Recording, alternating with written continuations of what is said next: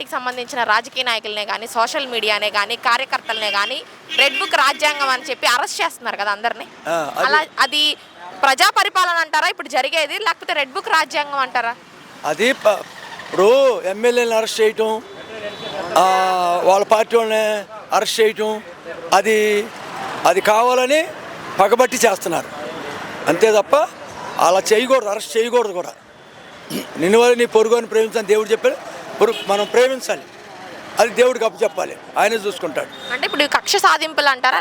కక్షే పగబట్టారు వాళ్ళు. ప్రభుత్వం రాకముందు ముందే వాళ్ళు నిర్ణయించుకున్నారు, మా ప్రభుత్వం వస్తే మాత్రం అందరిని అరెస్ట్ చేస్తాం.